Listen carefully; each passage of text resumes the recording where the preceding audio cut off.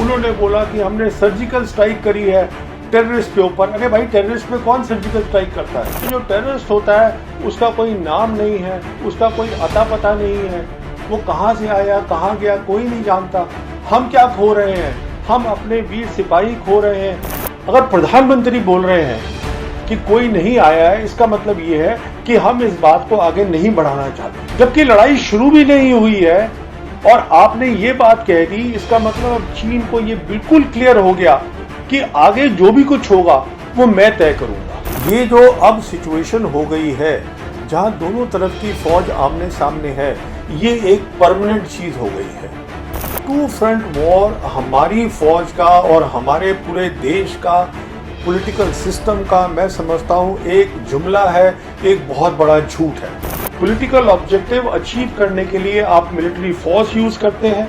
Military force का जब काम खत्म हो जाता है फिर आप पॉलिटिकल बातचीत दोबारा शुरू करते हैं। फौज वही करे जो उसको करना है देश के लिए। फौज अगर जुमलेबाजी करेगी तो उससे कोई ताकतवर नहीं बन रही है। उसके नतीजे हम देख रहे हैं ग्राउंड के ऊपर।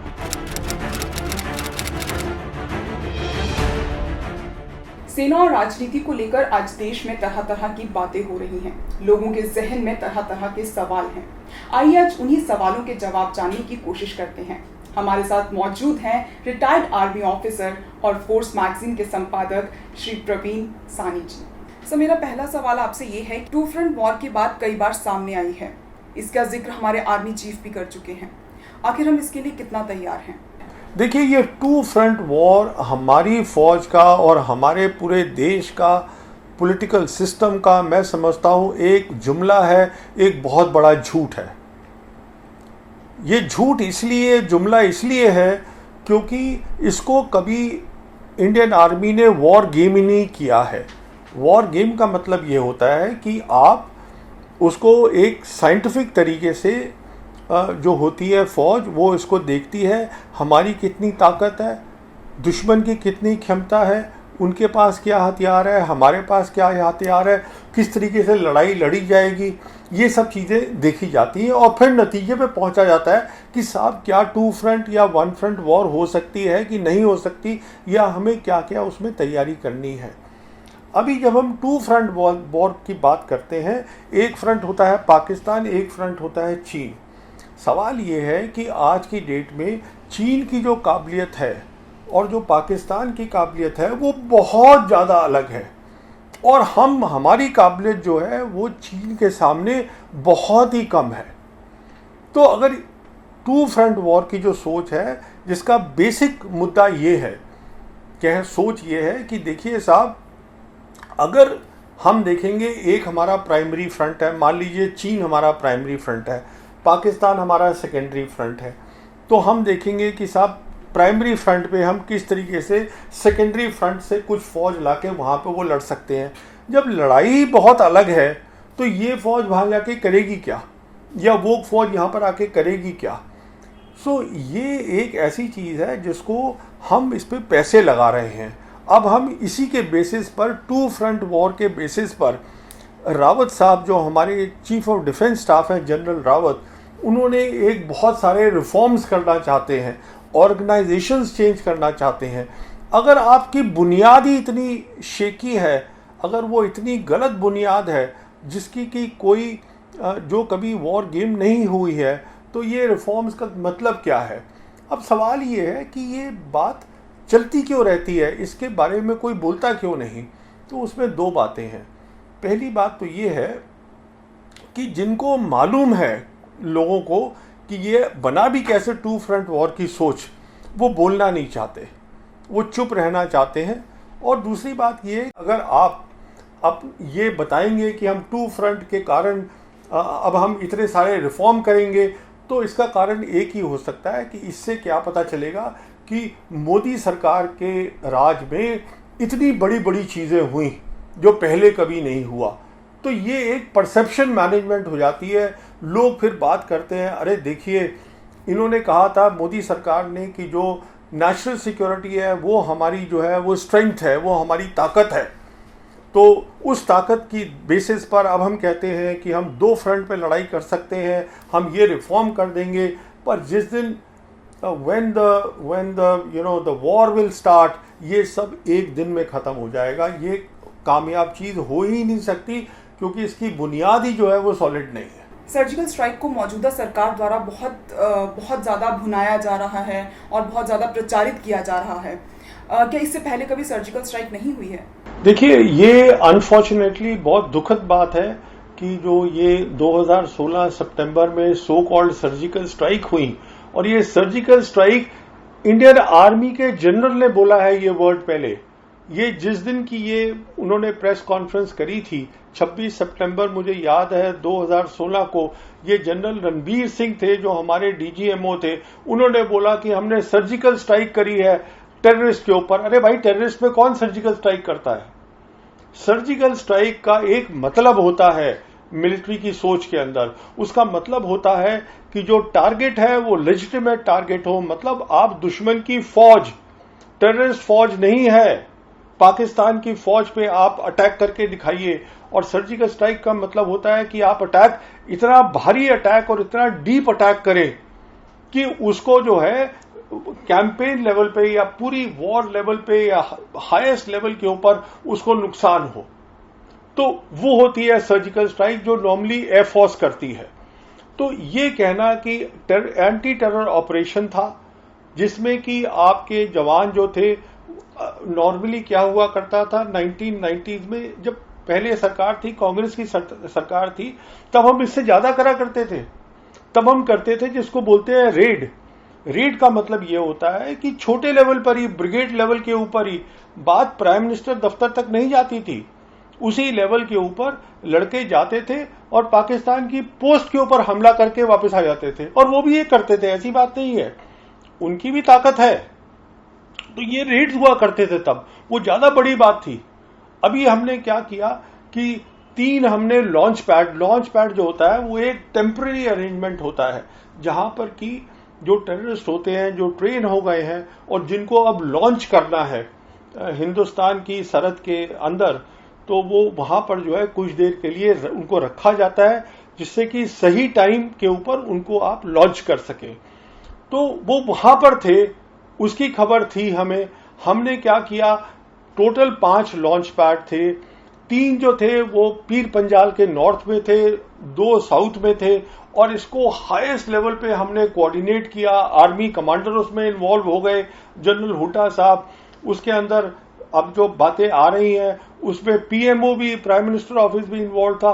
तो देखिए, ये सब चीजें थी, ये पहले ज्यादा बेहतर होती थी, ज्यादा अच्छी होती थी। इस बार जो था, इसलिए मैं बोल रहा हूं, ये जुमला था, एक ऐसी सनसनीखेज खबर बना दी गई कि हमने साहब ऐसा कुछ किया है जो पहले कभी नहीं किया। असलियत ये थी कि हमने बहुत कम किया इस बार, पर उसका लेवल हमने बहुत उठा दिया। पाकिस्तान की तरफ से 1990 से जो आतंकवाद का सिलसिला शुरू हुआ है, आखिर वो खत्म क्यों नहीं हो रहा?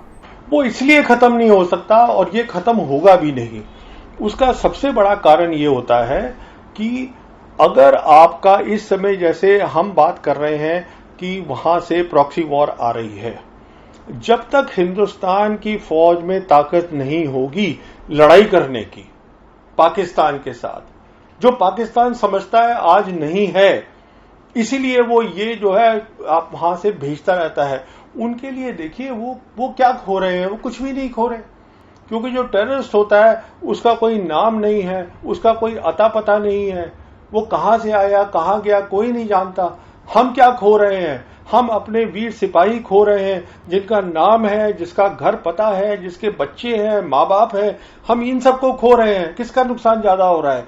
हमारा नुकसान ज्यादा हो रहा है। हमारे वीर सिपाही जो है वो यहां पर शहीद हो रहे हैं, तो उनके लिए तो अच्छा है ये।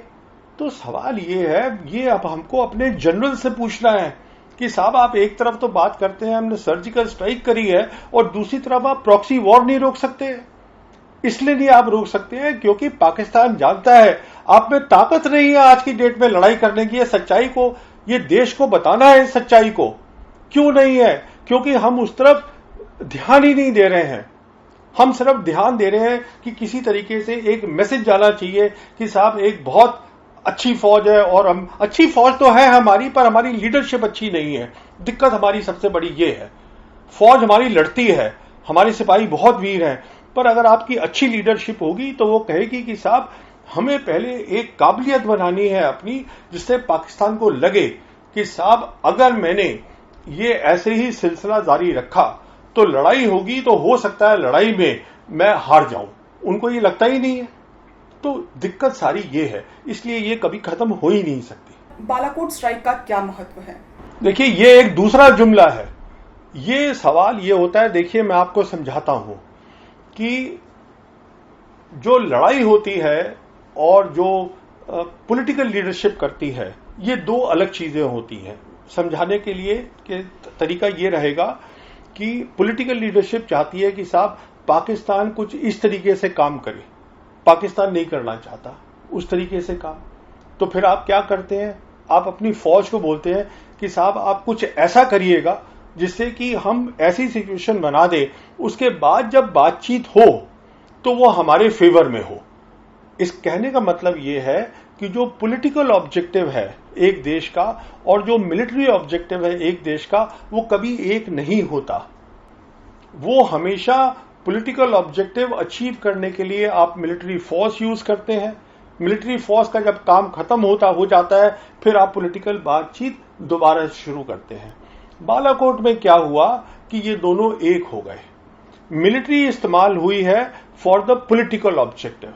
अब आप मुझे बताइए, जब आप जा रहे हैं बालाकोट के अंदर, तो आप वहां से तस्वीरें क्यों नहीं लाए? हम बात कर रहे हैं, अब हम कोई 20 साल पुरानी बात थोड़ा ना कर रहे हैं। अभी हमारे पास तस्वीरें होनी चाहिए थी। आप दिखाइए वहां पर क्या नुकसान हुआ है। और अगले दिन क्या हुआ आप सोचिए, 27 फरवरी 2019 को क्या हुआ। हमने तो रात को चुपके से, जहां पर उनका एयर डिफेंस नहीं थी, हम अंदर गए और हम वापस आ गए। वो नेक्स्ट डे 24 कॉम्बैट एयरक्राफ्ट के पैकेज से सुबह के 9 बजे हमारे उन्होंने एयर स्पेस को क्रॉस कर दिया। यहां पर असला डालकर गए हैं और वापस चले गए। और उसके बाद हमने क्या किया, हमने माना कि हां ये इन्होंने जो किया है that is act of war, पर हम चुपचाप बैठ गए। चुपचाप तभी बैठे क्योंकि हम तैयार नहीं थे लड़ाई के लिए। क्यों तैयार नहीं थे? क्योंकि फौज को हमने मिलिट्री ऑब्जेक्टिव के लिए इस्तेमाल ही नहीं किया था, उसका सिर्फ पॉलिटिकल ऑब्जेक्टिव था। अब देखिए दोनों तरफ का नुकसान क्या हुआ जो हमें मालूम है। हमारा एक वीर सिपाही विंग कमांडर अभिनंदन वो पकड़ा गया, हमारा एक MiG-21 क्रैश हुआ, और हमारा एक हेलीकॉप्टर था जो बदगांव से उठा जिसमें कि 7 लोग थे, वो 7 मारे गए सुबह। वो हमने खुद ही अपने फायर से उनको वो मर गए। और हम कहते हैं कि हमने उनका F-16 गिराया, पर हमारे पास एविडेंस कहाँ है? अमेरिकन जिन्होंने उनको F-16 दिया है, अमेरिकन कह रहे हैं कि हमने पूरे काउंट कर लिए हैं। मतलब कोई एविडेंस नहीं है कि हुआ है। हो भी सकता है, नहीं भी हो सकता है, बट हमें देखना है कि जो हुआ है, तो हुआ ये है कि हमारी बहुत सारी कमजोरियां वो अब पाकिस्तान को पता चल गई कि इनकी एयरफोर्स की ये कमजोरियां हैं। क्योंकि अभिनंदन सुन ही नहीं पाया कि ग्राउंड का जो उसके पास मैसेज आ रहा था, इसको हम कहते हैं इलेक्ट्रॉनिक वॉरफेयर, उसको जैम कर दिया गया। अब ये सब कमजोरियां उन्होंने चीन को बताई। जब चीन को पता चली हमारी कमजोरियां, सर्जिकल स्ट्राइक की जो हमने एक जुमला किया, बालाकोट की जो हमने दूसरा किया, तो उसने लद्दाख आके कर दिया। क्योंकि उसको पूरी उम्मीद थी मैं आके यहां बैठ जाऊंगा, इनमें ताकत नहीं है मुझे बाहर निकालने की। आज भी बैठे हुए हैं, 1 साल से ऊपर हो गया है वहां बैठे हुए हैं, हम नहीं कुछ कर पा रहे हैं। तो सवाल यह है कि पाकिस्तान और चीन दोनों एक हो गए हैं, वो दोनों एक साथ काम करते हैं। तो हम कुछ भी एक के साथ करेंगे, वो दूसरे को पूरी असेसमेंट दी जाती है, उसको पता होता है कुछ काम करने से पहले ताकत कितनी है। तो हमें इस असलियत को फेस करना है, समझना है। सर, आपको क्या लगता है कि भाजपा जनता को प्रभावित करने के लिए सेना को एक राजनीतिक उपकरण के रूप में इस्तेमाल कर रही है? देखिए, ये मेरे लगने की बात नहीं है। मैं खुद फौज की नौकरी कर चुका हूं। मैं 14 साल आर्टिलरी में ऑफिसर था। मैं चाहता हूं कि हमारी फौज जो है वो बहुत अच्छी फौज रहे, एक ताकतवर फौज रहे। तो उसके लिए बहुत जरूरी है कि फौज वही करे जो उसको करना है देश के लिए। फौज अगर जुमलेबाजी करेगी तो उससे वो कोई ताकतवर नहीं बन रही है, उसके नतीजे हम देख रहे हैं ग्राउंड के ऊपर। तो अब सरकार क्या कर रही है उस पर मेरा कमेंट करने से कोई फायदा नहीं है, पर जो चीज सामने आ रही है वो अच्छी नहीं आ रही है। यही देख लीजिए आप, चीन के साथ हमारे रिश्ते अभी तक हमने कितने संभाल के और बैलेंस रखा हुआ था इतने सालों से, अचानक क्या हो गया वहां पर? अचानक जो है वो पूरा बैलेंस टूट गया। हमने इतने सारे इनके साथ एग्रीमेंट करे थे 1993 से, वो सारे के सारे जो है उन्होंने रद्द कर दिए, रबिश कर दिए, फेंक दिए, आके हमारी टेरिटरी के ऊपर बैठ गए हैं, हम नहीं कुछ कर पा रहे हैं। तो अब सरकार क्या कर रही है फौज के साथ वो सबको मालूम है, इसमें मैं क्या कमेंट करूं। मेरा पॉइंट सिर्फ ये है कि फौज की लीडरशिप अपनी फौज के लिए क्या कर रही है वो ज्यादा जरूरी है, क्योंकि जहां तक जवान का सवाल होता है वो अपनी यूनिट के लिए, अपने अफसर के लिए, अपने देश के लिए कुर्बान होने को तैयार है। तो ये जिम्मेदारी बनती है जो हिंदुस्तान का जो लीडरशिप है, मिलिट्री लीडरशिप, अब पॉलिटिकल लीडरशिप को छोड़ दीजिए, मिलिट्री लीडरशिप की जिम्मेदारी बनती है कि वो वही करे जिससे कि हौसला अफजाई हो जवान की, वही करे जिससे कि देश की अच्छी शान बढ़े। तो इन चीजों से शान नहीं बढ़ रही है, इससे क्या है कि हम अंदर से खुश हो रहे हैं, नतीजे आप सामने देख लीजिएगा। सर, गलवान घाटी में चीन के साथ झड़प के बाद प्रधानमंत्री मोदी ने कहा था कि ना ही हमारी सीमा में कोई घुस आया है और ना ही घुसा हुआ है, तो इस पर आप क्या कहेंगे? देखिए, ये एक बहुत ही अफसोसनक, very sad thing has happened, अफसोसजनक बात है, क्योंकि ये 15 जून 2020 को गलवान हुआ था। अब देखिए, मैं थोड़ा समझा दूं इसको। गलवान में चीन चाहता तो वो गोली भी चला सकता था, बम भी चला सकता था, उसने नहीं किया, क्योंकि उसका इरादा था ही नहीं लड़ाई करने का। वो जो बड़ी ताकत होती है वो कुछ भी कर सकता था, उसने नहीं किया। उसका सिर्फ मतलब ये था कि ये मेरी लाइन है, अगर तुम यहां घुसोगे तो वो पत्थरों से लड़ाई हो रही है और पता नहीं किन किन चीजों से लड़ाई हो रही है, उससे जो है, और वो हमारे 10 जवानों को बंदी बना के ले गए, 20 हमारे मारे गए, और हम उनके, वो कह रहे हैं 4 मरे हैं, कुछ कह रहे हैं ज्यादा मरे हैं, ज्यादा भी मरे हो सकते हैं, हमें नहीं मालूम।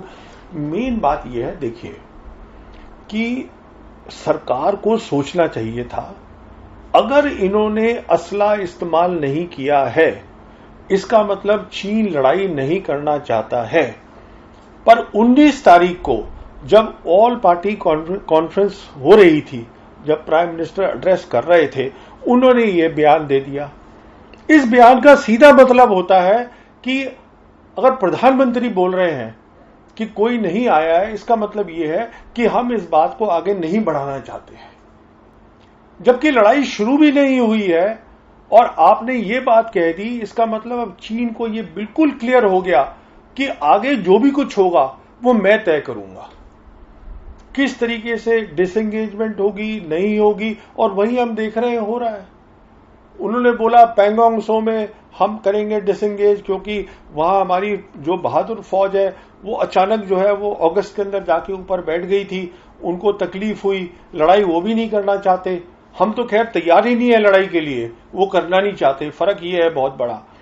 तो उसके बाद उन्होंने कहा कि हम पहले पैंगोंग सो को करेंगे, वो हमने रिजॉल्व कर लिया। जो हमारा वहां पर गेन था, टैक्टिकल गेन था, हमने उसको भी खत्म कर दिया। अब क्या हुआ, डेप्सांग में कोई बात नहीं हो रही और कहीं भी कोई बात नहीं हो रही, क्योंकि अब सारी जो चीज है, जब हेड ऑफ द गवर्नमेंट ऐसे बयान दे देते हैं बिना एक्सपर्ट्स को कंसल्ट करे हुए, कि साहब एक्सपर्ट्स उनको बताना चाहिए था कि साहब ये लड़ाई नहीं करेंगे, ये सिर्फ एक वो कर रहे हैं, डरा रहे हैं, तो हम बयान नहीं देते, तो उसमें हमारा भी कुछ हक होता, टेबल के ऊपर हमारी भी कुछ ताकत होती, हमने वो गवा दी। तो इसका बहुत महत्व हुआ है इसका, और इसका हम देखेंगे अब भी जैसे आगे होगा, हर चीज जो चीन चाहेगा उसी हिसाब से ये पूरा टाइम टेबल चलेगा। सब पिछले 7 सालों में कई बार ऐसा हुआ है कि जब भी प्रोग्रेसिव मीडिया या विपक्ष बॉर्डर को लेकर सरकार से सवाल पूछती है तो सरकार उसे या तो सेना के साथ जोड़ देती है और सवाल पूछने वालों को देशद्रोही बताती है। इस पर आप क्या कहेंगे? देखिए, ये एक ऐसी बात है, हम एक डेमोक्रेसी हैं। डेमोक्रेसी का मतलब होता है हम टैक्स पेयर हैं। आप भी टैक्स दे रहे हैं, मैं भी टैक्स दे रहा हूं। वो टैक्स के पैसे से डिफेंस बजट बन रहा है, उस डिफेंस के पैसे से हमारी सेना को तनख्वाह मिल रही है, वो अपना काम कर रहे हैं, हम अपना काम कर रहे हैं। सबकी जवाबदारी है, क्यों नहीं होनी चाहिए जवाबदारी? कैसे अगर हम बता रहे हैं कि साहब ये इस तरीके से बात है, आप हमें समझाइए कि इस तरीके से नहीं है, हम समझ जाएंगे। डेमोक्रेसी है, हम कोई चीन थोड़ी ना है, हम कोई नॉर्थ कोरिया थोड़ा ना है कि वो डरा के बंद करके अंदर किसी को फेंक दिया। तो एंटी नेशनल का तो खैर होना ही नहीं चाहिए कोई मतलब, इसमें एंटी नेशनल क्या है? अगर हम सवाल करना चाहते हैं कि साहब ये मान लीजिए ये रफाल क्या हमने अच्छा हवाई जहाज लिया, तो उसका आप जवाब दीजिएगा, क्योंकि उसमें इतना पैसा लग गया है। हम सवाल करना चाहते हैं कि साहब आपने ये फला चीज लिया या ऐसे किया है, तो हम एंटी नेशनल नहीं बनते। इसलिए मैं समझता हूं कि जो हमारा डिफेंस मीडिया है, हमारा डिफेंस मीडिया को अब स्कूल में जाना चाहिए और वहां से पढ़ाई दोबारा शुरू करनी चाहिए। एंटी नेशनल कोई नहीं है यहां पर, हम सब चाहते हैं कि देश की तरक्की हो। मैं चाहता हूं, क्योंकि मैंने खुद सेना में नौकरी करी है, कि हमारा देश मजबूत हो, तरक्की करे, खुशहाली हो। तो इसमें एंटी नेशनल कैसे कोई आदमी बन जाता है? डेमोक्रेसी का मतलब यही है। तो मैं इस बात को मानता नहीं हूं, पर ये अब एक नैरेटिव बना दिया गया है और एक डर का माहौल क्रिएट हो गया है, तो लोग चुप हो जाते हैं। हम आशा करते हैं कि इस चर्चा के दौरान सेना और राजनीति से जुड़े कई सवालों के जवाब आपको मिले होंगे। हम आगे भी जन सरोकार से जुड़े मुद्दों पर बात करते रहेंगे। धन्यवाद।